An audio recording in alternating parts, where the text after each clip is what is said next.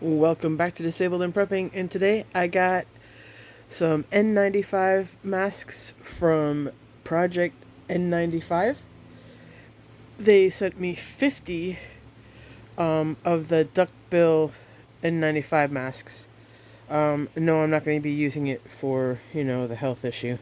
I got them so in case of other things, I have them for people that need them or whatever. I didn't know they were going to send me 50 of them. But anyways, they're going to be put into my preps. So if I ever needed them for smoke or anything, any reason, I have them. It's something that I normally can't afford. And so this gave me the opportunity to at least put 50 of them in my preps. So these will be put away. They'll be vacuum sealed probably just to keep them protected in small groups of them. So, anyways, yeah, this is what I got.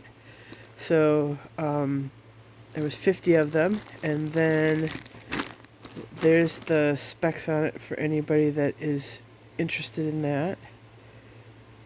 But yeah, I thought they would only send like a couple of them, so I was going to put them in my first aid supplies. But there's 50 of them, so I'll probably put a couple in my first aid tote. Or I have a caboodle, if anybody remembers those from the 80s. I have that with some medical, like my first aid kit kind of thing.